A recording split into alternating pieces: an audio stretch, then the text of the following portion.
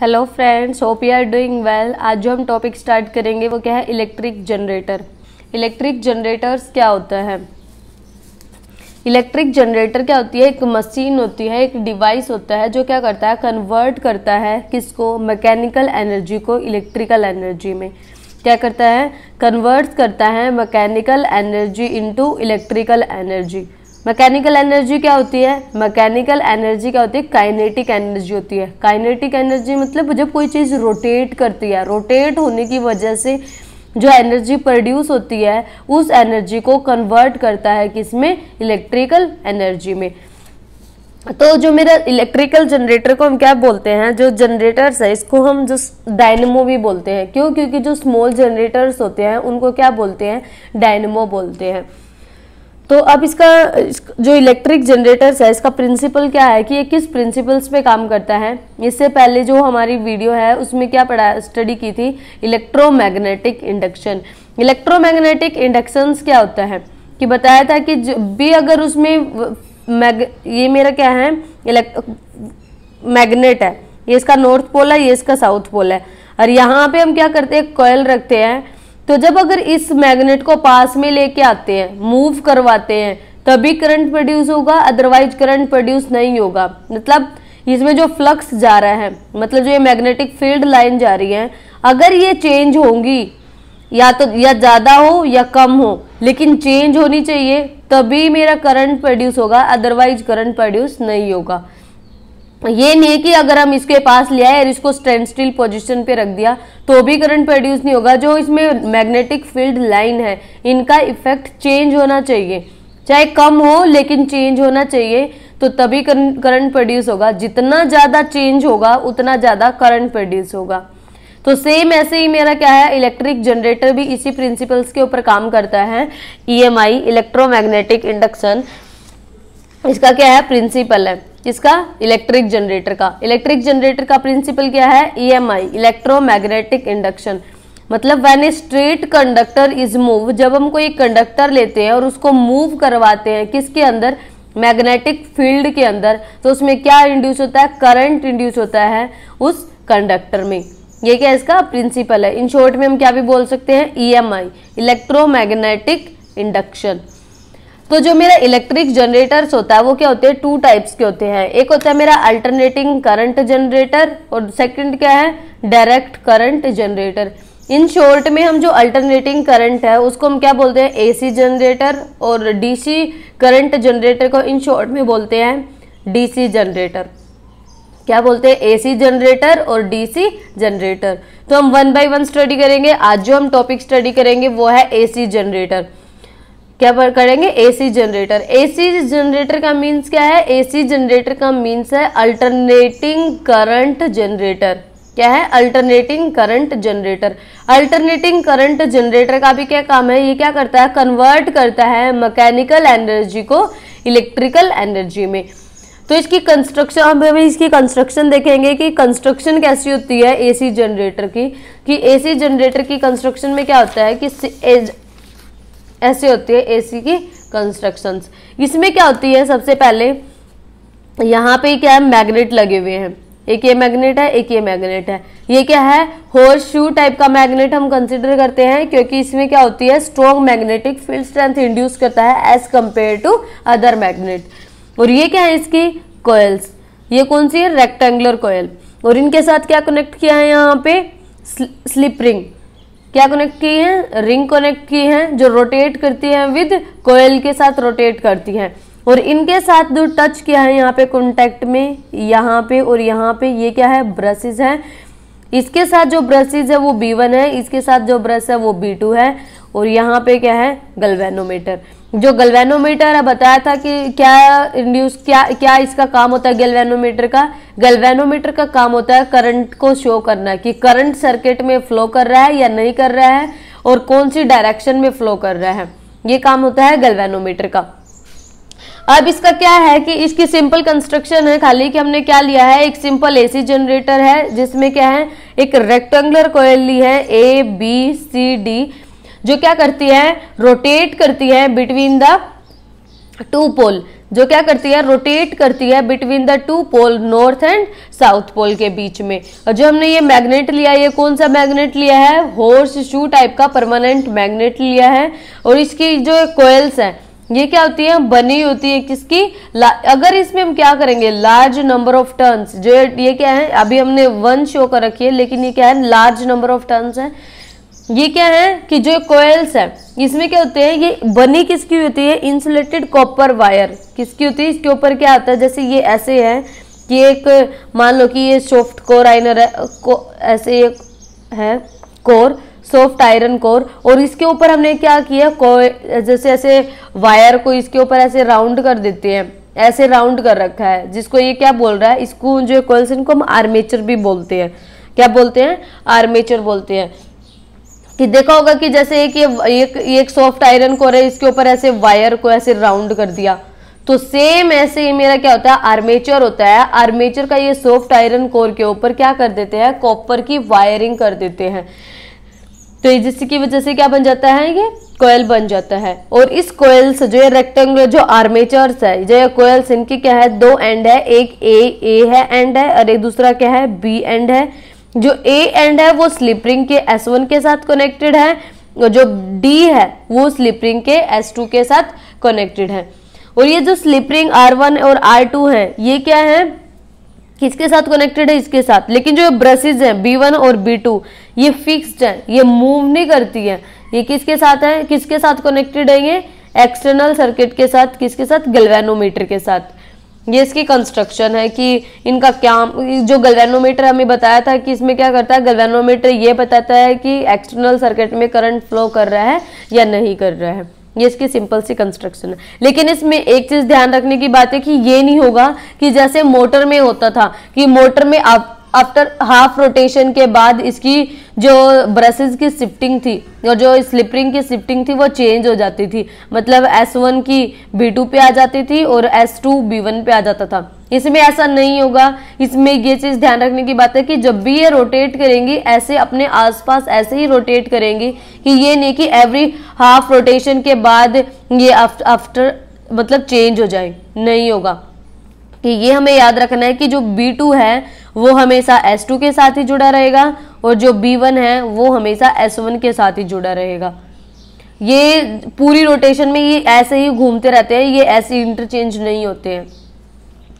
तो अब इसकी कंस्ट्रक्शन ऐसे ही, इसमें क्या है कि कंस्ट्रक्शन क्या है कि हमने क्या किया, एक रेक्टेंगुलर कॉइल ली है। ये अभी देखो हमने क्या लिया, ये रेक्टेंगुलर कॉइल ली है जो मेडअप है large number of turns insulated copper wire wound on A soft iron core. Soft iron core के ऊपर हमने क्या किया, वाउंड की है किसको, ये कॉपर वायर को। परमानेंट मैग्नेट हमने कौन से लिए हैं, नॉर्थ जो हॉर्स शू टाइप का परमानेंट मैग्नेट लिया है जो क्या प्रोवाइड करता है, स्ट्रॉन्ग मैग्नेटिक फील्ड प्रोवाइड करता है। इसके बाद क्या है, स्लिप रिंग है, स्लिप रिंग R1 और R2। तो जो स्लिप रिंग है R1 और R2 वो किसकी बनी हुई होती है, वो कॉपर की बनी हुई होती है। मेटल रिंग्स जो क्या करती है, रोटेट करती है किसके साथ, अलोंग विद आर्मेचर, मतलब कॉइल्स के साथ क्या करती है, वो रोटेट करती है। इसके बाद अब brushes B1 and B2, brushes B1 and B2 same ऐसे किसकी बनी होती है, कार्बन की बनी होती है। वो कनेक्टेड है किसके साथ, जो कार्बन ब्रशेज है ये वाली कार्बन ब्रशेज किसके साथ कनेक्टेड है, स्लिप रिंग के साथ कनेक्टेड है, स्लिप रिंग S1 और S2 के साथ और B1 और B2। इनका फंक्शन क्या होता है, जो ब्रशेज होती है इनका फंक्शन क्या होता है, इनका फंक्शन होता है to carry the current, current को कैरी करना and supply it external circuit, जो ये एक्सटर्नल है जो गैल्वेनोमीटर है इनको प्रोवाइड करना कि करंट फ्लो कर रहा है या नहीं कर रहा है, कितना फ्लो कर रहा है। ये किसका काम होता है, ब्रशेज का। ब्रशेज का क्या काम होता है, ब्रशेज का काम होता है to carry the current and supply it external circuit. ये है इसकी कंस्ट्रक्शन। इसकी वर्किंग क्या है कि ये रोटेट कैसे करता है, कि ये क्या करता है कि इसकी सबसे पहले है कि first half rotation 0 to 180 degree, कहाँ से 0 to 180 डिग्री। जो फर्स्ट हाफ रोटेशन में क्या होगा कि जब भी हम इसमें करंट की, जब ये जो कॉइल है ये क्या करती है, अगर मान लो कि ये एंटी क्लॉकवाइज डायरेक्शन में रोटेट करती है, कौन सी में, तो जब मेरी ये एंटी क्लॉकवाइज डायरेक्शन में रोटेट करेगी, एंटी क्लॉकवाइज डायरेक्शन मतलब अगर ये ऐसे रोटेट करेंगी कॉइल, तो जब ये कॉइल ऐसे रोटेट करेंगी तो जो ए बी कोयल है वो क्या करेंगी कि जैसे देखो यहां से क्या निकल रही है, मैग्नेटिक फील्ड लाइन निकल रही है नॉर्थ से साउथ की तरफ। तो जैसे ही ये कोयल क्या करेगी, डाउन, जो इसमें करंट कौन सी डायरेक्शन में है, मतलब जैसे ये जो कोयल है ये जैसे मूव करेगी, तो जब ये मूव करेगी तो ये नीचे की तरफ जाएगी और ये क्या करेगी, ऊपर की तरफ उठेगी। तो जब भी ये मेरी कोयल ऊपर की नीचे की तरफ जाएगी तो यहाँ पे जो मैग्नेटिक फील्ड लाइन है जो नियर द नॉर्थ पोल है वो उसको क्या करेगी, कट करेगी। और ये इधर वाली क्या करेगी, इसके पास में जो वाली मैग्नेटिक फील्ड है, जो CD कोयल है मेरी, ये अप की तरफ, मतलब जब ये मूव करेगी तो ये ऊपर की तरफ उठेगी। तो जब ये ऊपर की तरफ उठेगी तो क्या होगा, ये जो नॉर्थ जो साउथ पोल के पास जो भी मैग्नेटिक फील्ड लाइन है उनको कट करेगी। तो जब ये इनको कट करेगी और ये इस मैग्नेटिक फील्ड लाइन को कट करेगी तो इसका मतलब उसमें क्या इंड्यूस होगा, करंट इंड्यूस होगा। और इधर भी करंट इंड्यूस होगा। क्यों? क्योंकि बताया था कि AMI का प्रिंसिपल यही है कि जब भी किसी एक मैग्नेट को, मतलब किसी भी दो मैग्नेटिक फील्ड लाइन के बीच में अगर कॉइल को रखते हैं और एक चीज मोशन में होगी तो क्या क्या इंड्यूस होगा, करंट इंड्यूस होगा। तो जब ये मूव करेगी ये वाली कॉइल, तो जब ये डाउनवर्ड की तरफ जाएगी तो ये इसके पास जो मैग्नेटिक फील्ड लाइन है उनको क्या करेगी, कट करेगी। तो कट करेगी तो यहाँ पे क्या इंड्यूस होगा, करंट इंड्यूस होगा। अब करंट कैसा इंड्यूस होगा उसकी डायरेक्शन हम कैसे फाइंड आउट करते हैं, by using Fleming right hand rule. तो फ्लेमिंग राइट हैंड रूल में देखो ये क्या बोलता है, मैग्नेटिक फील्ड की डायरेक्शन क्या है, ये वाली है। जब मैग्नेटिक फील्ड की डायरेक्शन ये वाली है और यहाँ पे जो मोशन है, मोशन क्या है, अपवर्ड की तरफ है। देखो मैग्नेटिक फील्ड की लाइन कौन सी है, ये वाली। मैग्नेटिक फील्ड इस डायरेक्शन में फ्लो कर रहा है, मतलब नॉर्थ से साउथ की तरफ। और जो मोशन है, मोशन क्या है, अपवर्ड की तरफ है। मोशन क्या है, अपवर्ड की तरफ है। तो जो करंट की डायरेक्शन होगी वो क्या होगी, अपवर्ड होगी।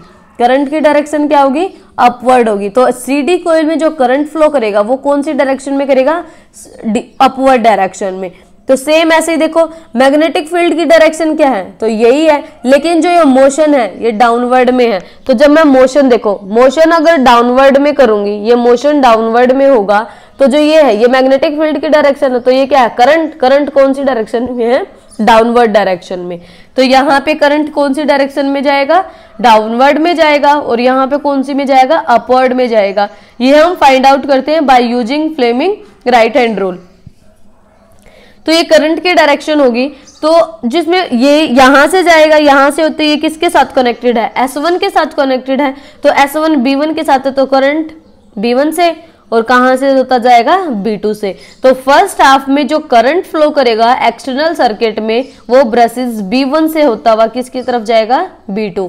मतलब जो करंट फ्लो करेगा वो कैसे जाएगा, B1 टू B2। ये इसका फर्स्ट रोटेशन है। जब इसका हाफ रोटेशन कंप्लीट हो जाएगा तो जब वो 180 से 360 की तरफ जाएगा तो जो करंट कैसे इंड्यूस होगा, तो जो एक कॉइल है, ये CD कॉइल है, ये यहाँ आ जाएगी, और जो AB कॉइल है वो क्या आ जाएगी, इधर शिफ्ट हो जाएगी। तो जब ये ऐसे शिफ्ट होगी, ये चेंज नहीं होगा, याद रखना है कि खाली ऊपर वाला पोर्शन चेंज होगा। मतलब जो CD की कॉइल की शिफ्टिंग है ये ऐसे चेंज हो जाएगी। ये देखो ऐसे होती है, ऐसे जैसे ये है, और ये ऐसे रोटेट करती है इसके अंदर, होल के अंदर जो ये कॉइल्स है। तो ये स्लिप रिंग है, ये इसके साथ ऐसे कनेक्टेड होती है। तो ये क्या हो जाएगी, आफ्टर हाफ रोटेशन के बाद चेंज हो जाएगी। तो जब ये कॉइल इधर शिफ्ट हो जाएगी तो सेम जो प्रोसीजर पहले में था वो इधर हो जाएगा। तो करंट इस केस में CD कॉइल यहाँ है, तो CD कॉइल क्या करेगी, डाउनवर्ड की तरफ मूव करेगी, और यहाँ पे जो AB है वो अप की तरफ उठने की कोशिश करेगी। तो क्या होगा, CD में जो करंट होगा यहाँ पे वो डाउनवर्ड डायरेक्शन में होगा। सेम ऐसे फ्लेमिंग हम राइट हैंड रूल से फाइंड आउट करेंगे। तो और इसमें क्या होगा, यहाँ पे AB आ जाएगी, तो AB में क्या होगा, अपवर्ड में होगा। तो जो करंट फ्लो करेगा इस केस में यहाँ पे कौन सा होगा, यहाँ पे C होगा, यहाँ पे D होगा, और यहाँ पे A होगा, यहाँ पे B होगा। तो जो करंट फ्लो करेगा इस केस में क्या जाएगा, वो क्या होगा, B2 टू B1 फ्लो करेगा। तो जो प्रिंसिपल इसका क्या है कि ये ऐसे ही रोटेट करता रहता है, कि एक बार ऐसे शिफ्टिंग होती रहती है, ये ऐसे रोटेट करेगा, ये इधर चला जाएगा, ये इधर चला जाएगा। तो इससे क्या हो रहा है, तो डायरेक्शंस ऑफ इंड्यूस करंट है वो क्या होती है, हमने क्या देख रहा है कि इंड्यूस करंट है, जो इसमें मतलब जो इसमें करंट इंड्यूस हो रहा है वो क्या हो रहा है, रिवर्स हो रहा है। किसके बाद, अब हाफ रोटेशन के बाद। हाफ रोटेशन के बाद जब करंट की डायरेक्शन रिवर्स हो रही है तो इसका मतलब क्या है कि जो पोलैरिटी है, एक बार मतलब हमें पता है कि ये क्या है, इसमें एसी काम करता है, हमें एसी क्या होता है, ऐसे होता है, एक बार पॉजिटिव एक बार नेगेटिव, एक बार पॉजिटिव एक बार नेगेटिव, तो ये क्या है इसकी पॉजिटिव और ये क्या है नेगेटिव। तो इसका मतलब क्या है कि यहाँ पे करंट की डायरेक्शन क्या हो रही है, रिवर्स हो रही है हाफ रोटेशन के बाद। और इंडिया में भी फ्रीक्वेंसी क्या बताई थी कि जो इंडिया में जो फ्रीक्वेंसी है, इंडिया की फ्रीक्वेंसी क्या है, हमें बताया था कि इंडिया की फ्रीक्वेंसी कितनी है, 50 हर्ट्ज है। तो जब इंडिया की फ्रीक्वेंसी 50 हर्ट्ज है और हमें ये पता है कि जो एक रिवोल्यूशन होता है, क्या होता है, एक जब रिवोल्यूशन होता है, एक रिवोल्यूशन होता है कोयल का, तो क्या होता है कि करंट की डायरेक्शन कितने टाइम रिवर्स होती है, 2 टाइम डायरेक्शन क्या होती है करंट की, रिवर्स होती है, क्या होती है 2 टाइम। हमें पता है कि जो इंडिया की फ्रीक्वेंसी है वो 50 हर्ट्ज है और जब एक रिवोल्यूशन कोयल, मतलब कोयल का जब एक रिवोल्यूशन होता है तो करंट की डायरेक्शन 2 टाइम रिवर्स होती है। अभी देखा आपने कि अगर इसका यहाँ तक हाफ कंप्लीट हुआ, पूरा साइकिल कैसे कंप्लीट होता है, ऐसे कंप्लीट होता है 0 to 360 डिग्री।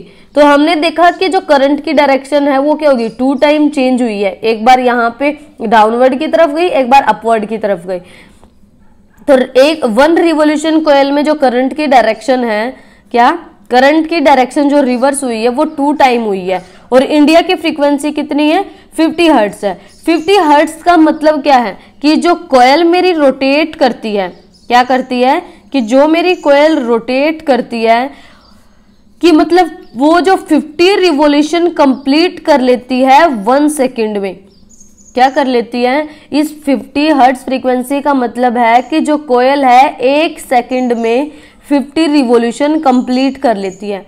मतलब ऐसे 1 सेकंड में 50 टाइम, एक बार पॉजिटिव एक बार negative, positive negative positive negative positive negative, ऐसे 1 सेकंड में 50 रिवोल्यूशन कंप्लीट कर लेती है। तो इसका मतलब क्या हो रहा है कि अगर मेरा करंट की डायरेक्शन रिवर्स देखे तो हमें एक कोयल में अगर 2 टाइम हो रहा है तो क्या रिवोल्यूशन करंट कितने सेकंड में चेंज हो रहा है, 100 टाइम।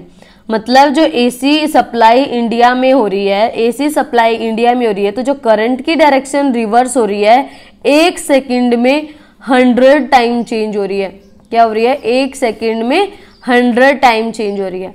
कैसे, हमें पता है फ्रीक्वेंसी कितनी है 50 हर्ट्ज। एक रिवोल्यूशन में मतलब एक चक्कर जब ये कंप्लीट करती है कोयल, जब ये घूमना एक चक्कर का ऐसे इसका कंप्लीट हो जाता है तो करंट की डायरेक्शन 2 टाइम चेंज होती है। 2 टाइम, एक बार पॉजिटिव आया एक बार नेगेटिव आता है। तो जब इंडिया की फ्रीक्वेंसी 50 हर्ट्ज है तो इसका मतलब क्या है कि जो कोयल है 1 सेकंड में 50 चक्कर पूरे कर लेती है, 50 रिवोल्यूशन कंप्लीट कर लेती है। तो एक सेकंड में जब ये 50 रिवोल्यूशन कंप्लीट कर लेती है तो जब एक रिवोल्यूशन में 2 टाइम करंट चेंज होता है तो 50 रिवोल्यूशन में कितने टाइम करंट चेंज होगा, तो 15 into 2 तो कितना हो जाएगा 100 टाइम। तो इंडिया में जो करंट की डायरेक्शन रिवर्स होती है वो क्या होती है 100 टाइम रिवर्स होती है। मतलब 100 टाइम के बाद करंट की डायरेक्शन क्या हो जाती है, रिवर्स हो जाती है। मतलब पॉजिटिव और नेगेटिव साइकिल की अगर हम बात करें तो जो करंट इंड्यूस होता है इंडिया में, जो मतलब करंट की डायरेक्शन जो रिवर्स होती है वो एवरी 1/100 सेकंड के बाद करंट की डायरेक्शन क्या हो जाती है, रिवर्स हो जाती है। मतलब एक बार पॉजिटिव, मतलब 0.01 सेकंड में पॉजिटिव टर्मिनल और 0.01 सेकंड में एक बार नेगेटिव एक बार पॉजिटिव। इसको 0.01 सेकंड लगेंगे, इसको भी 0.01 सेकंड लगेंगे एक साइकिल कंप्लीट करने में। यहां से यहां तक का जो साइकिल होता है वो एक साइकिल कंसीडर होता है।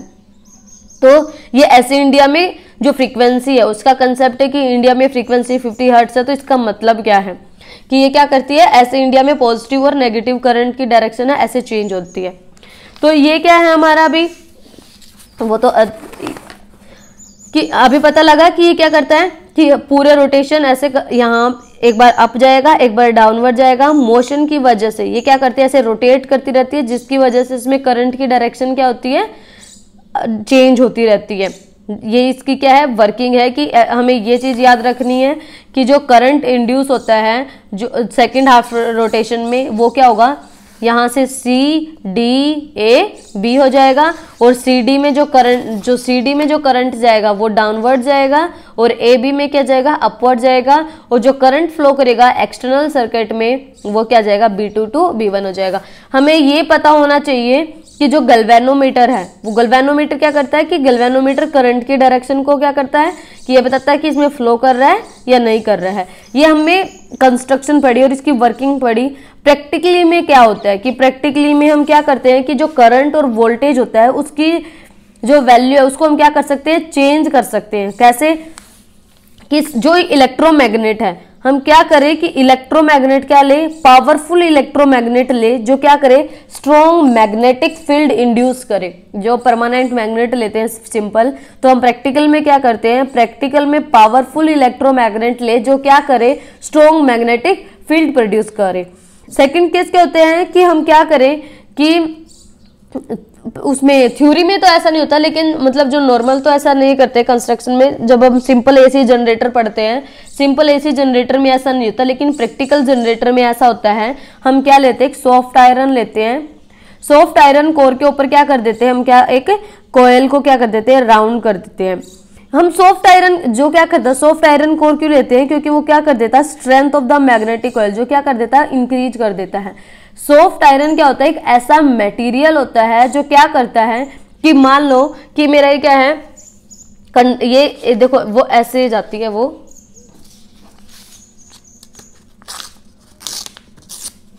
मान लेते हैं कि मेरी ये क्या है, कॉइल है, ये मेरी क्या है, एक कॉइल है, और ये सिर्फ रेक्टेंगुलर है। तो जब भी इसमें क्या कर रहा है कि इसमें करंट फ्लो कर रहा है, ये इसका A B C D terminal है, तो जब भी ऐसे मूव करती है, ये डाउनवर्ड की तरफ मूव करेगा, ये अपवर्ड, ये ऐसे मूव करती है ऐसे, और यहां से मैग्नेटिक फील्ड है, तो यहां से जब मैग्नेटिक फील्ड ऐसे जा रही है तो इसको क्या करेंगी, ये ऐसे है तो मैग्नेटिक फील्ड इसको क्या करेगी, कट करेगी, ऐसे घूमता है ये। तो जब ये ऐसे घूमता है तो मैग्नेटिक, देखो ये ऐसे मैग्नेटिक फील्ड लाइन क्या हो रही है, चेंज हो रही है, चेंज, क्योंकि ये इसमें से ऐसे, फिर ये ऐसे आएगा, फिर ये ऐसे आएगा, इसमें से कम जा रही है, फिर ये ऐसे जाएगा, फिर इसमें ज्यादा हो रही है, तो मैग्नेटिक फील्ड लाइन क्या हो रही है, इसमें चेंज हो रही है।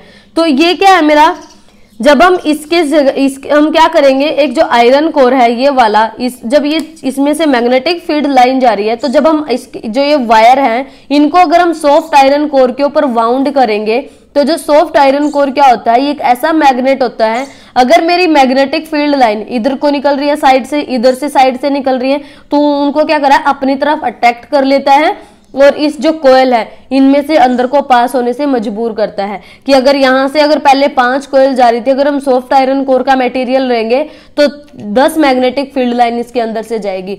अगर जितना ज्यादा चेंज होगा करंट उतना ज्यादा प्रोड्यूस होगा। अगर इसमें से 10 जा रही है और इस केस में अगर 0 मैग्नेटिक फील्ड लाइन जा रही है, फिर यहाँ पे 5 जा रही है, फिर यहाँ पे 0 जा रही है, तो जितना ज्यादा चेंज होगा, मतलब मैग्नेटिक फील्ड लाइन का जितना ज्यादा चेंज होगा उतना ज्यादा करंट इंड्यूस होगा।